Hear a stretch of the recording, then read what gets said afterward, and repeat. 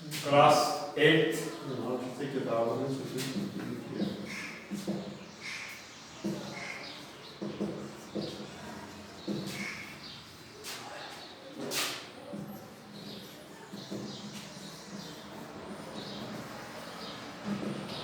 جیسا کہ آپ کو معلوم ہے کل میں نے آپ کو بتایا تھا ہماری تاریخ یعنی جو ہمارا ماضی گزرا ہے وہ کیسا گزرا. ہزاروں سالوں کی تاریخ ہماری ہندوستان کی اور پھر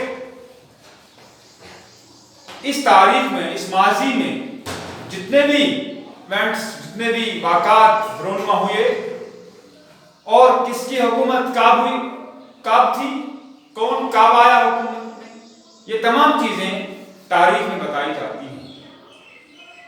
جو کچھ ہمارا پچھلا گزرا ہوا زمانہ اور یہاں پر ہم نے کل میں نے آپ کو بتایا تھا کہ ہماری تاریخ کیا رہی ہے. آج جو نظم ہمارے سامنے ہے اس کا نام ہماری تاریخ. کل میں نے صرف اس کی انٹروڈکشن دی تھی ہماری تاریخ.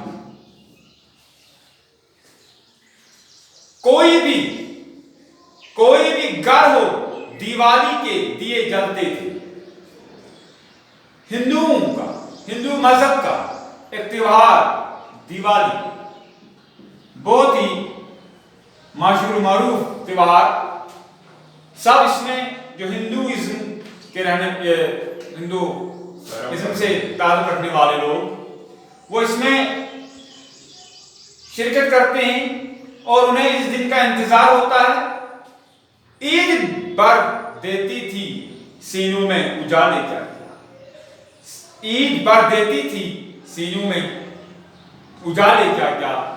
اور ایک اور تہوار ہمارے ملک میں عید اگرچہ یہ ہندوؤں کا تہوار اور یہ مسلمانوں کا تہوار یہ جو میں نے کل بتایا کہ ہمارے ملک کی تاریخ رہی ہے کہ اس ملک میں مختلف مذہب کے ماننے والے کس مختلف مذہب سے تعلق رکھنے والے جو لوگ وہ اکٹھے رہتے تھے ایک ہی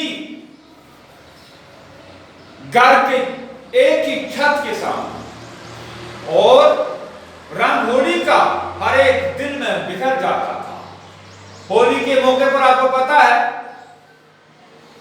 رنگوں کا استعمال ہندو کرتے ہیں یہ خوشیاں مناتے ہیں ایک دوسرے پر رنگ چھڑکتے ہیں. چہرے پر دمک اٹھے تھے لالے کیا یعنی چمک دکھتی تھی یعنی خوشی دکھتی تھی ہر مذہب سے تعلق رکھنے والے لوگوں میں. مذہبی آزادی تھی اور مذہبی آزادی کے ساتھ ایک دوسرے کے مذہب کا احترام تھا.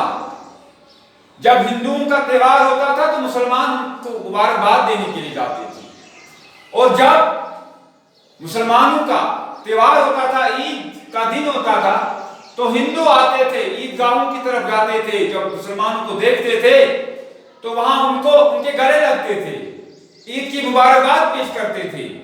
یہ ہماری تاریخ رہی ہے یہ ہمارا ایک ماضی رہا ہے. چونکہ دنیا کی تاریخ یہ ہے کہ حالات بدلتے رہتے ہیں. مختلف حالات دنیا میں دیکھے گئے. دنیا میں حالات ایک جیسے نہیں رہتے. ہم جدھر بھی دیکھیں انقلاب آتے ہیں تبدیلیاں آتی ہے اور یہی ماضی ہے کہ جب ہم اس ماضی کو دیکھتے ہیں جب ہم اس کا مشاہدہ کرتے ہیں observe کرتے ہیں کہ ہمارا ماضی کیسا گزرا تو ہمیں پتہ چلتا ہے کہ کب کوئی تبدیلی کیسے آئی. اجنبی ہاتھوں نے لکھی تھی جو تاریخ تیری اس کو کیا نام دیں سوچی ہوئی تہمت کے سوا اپنے ہر پیار کو نفرت میں بدلنا چاہا کیا پکاریں اسے چالاک سیاست کے سوا.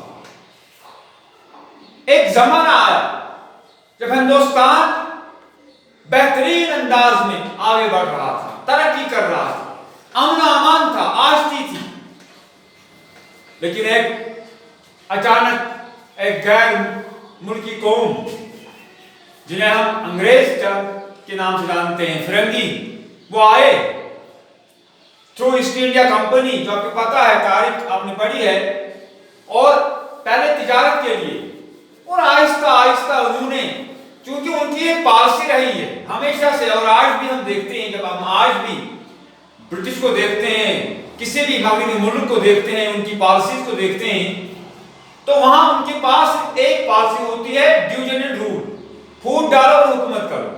یہی پالیسی انہوں نے اپنائی۔ انگریزوں نے 1700 عیسوی کے آس پاس یہ آئے، پہلے تجارت کے سلسلے میں کہ ہم تجارت کریں گے، ہمیں رہنے دو کچھ جگہ کچھ وقت کے لیے، اور جب انہوں نے دیکھا تو ان کے پاس چونکہ وہ ہندوستانی کے رہنے والے، یا جو یہاں کے رہنے والے ہندوستان تھا، ان سے تھوڑے وہ آگے تھے، ان کی سوچ، لیکن چونکہ وہ مکار چالاک، مکاری تھی، مکار سیاست، مکار کا مطلب چالاک،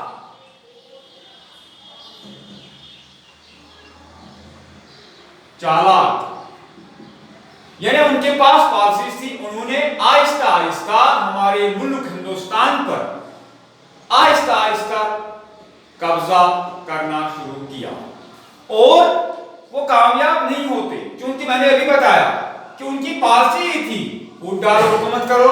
انہوں نے ہندوستان میں کچھ لوگوں کو اپنایا، کچھ لوگوں کو انہوں نے مال دولت دیا، اور ان کو اپنے ہی ملک کے رہنے والوں کے خلاف بنا، جیسے کہ ہم کہتے ہیں جعفر از بنگال صادق از دکن، جعفر ابو الحسن اس کا وہ اپنا ہی تھا، لیکن وہ غدار نکلا، اور ٹیپو سلطان صادق، میر صادق، وہ اس کا اپنا ہی تھا، کوئی رشتہ دار شاید، اور وہ وہاں پہ غدار نکلا، اور ان کے غدار ہونے کے بعد، ان کے انگریزوں سے ملنے کے بعد، انگریزوں نے اس ملک میں جو بیج بویا وہ نفرت کا تھا۔ نفرت کے بیج ان انگریزوں نے اس ہندوستان میں بوئے، اور یہاں بائی بائی کا قاتل بنا، یہاں دو بھائیوں کے بیچ میں لڑائی شروع ہوئی، اور جو تاریخ ہماری رہی تھی، ہزاروں سالوں کی تاریخ، وہ تاریخ ان فرنگیوں نے، ان انگریزوں نے تبدیل کرنے کی کوشش کی، کہ ان کی تاریخ محبت، رواداری، بھائی چارہ رہی ہے، ان کی تاریخ ایک دوسرے کو مروت کرنا، ایک دوسرے کی مدد کرنا، ایک دوسرے کے کام آنا، جذبہ ایثار، یہ تمام چیزیں جب تک ختم نہ ہوں گی تب تک ہم اس پر کامیاب، اس پر اپنی دسترس، اپنا دبدبہ قائم نہیں کر سکتے۔ اور انہوں نے کیا کیا کہ ہر پیار کو نفرت میں بدلنے کی کوشش کی۔ یہ ان کے پاس ایک مکارانہ سیاست تھی، مکارانہ چالاکی تھی۔ اے وطن، اب شاعر جان سر اختر اپنے وطن سے مخاطب ہو کے فرماتا ہے، اے وطن، ہم تیری تاریخ لکھیں گے پھر سے، ہم تیری تاریخ لکھیں گے پھر سے، تیری تاریخ ہے دل جوئی و دلداری کی، تیری تاریخ محبت کی، وفا کی تاریخ، تیری تاریخ اخوت کی رواداری کی۔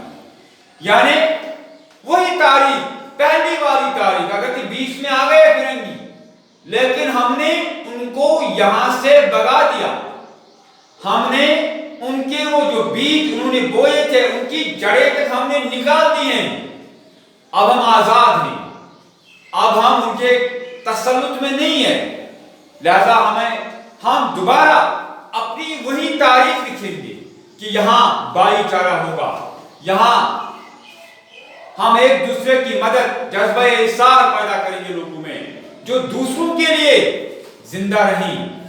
لہذا جو تاریخ تیری رہی ہے، اسی تاریخ کو ہم دوبارہ یہاں پر قائم رکھیں گے۔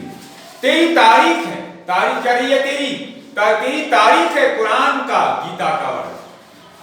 اس ملک میں جہاں ہندو اپنی مذہبی کتابیں اپنے ان کے جو مذہبی عقائد ہیں ان پر وہ بہتر طریقے سے آگے بڑھ رہے ہیں، لیکن صرف ہندو ہی نہیں، مسلمانوں کے بھی یہاں پر یہ جو مسلمانوں کا جو اپنا ایک ان کا اپنا نام، ان کی اپنی ایک شان، وہ بھی قائم دائم ہے۔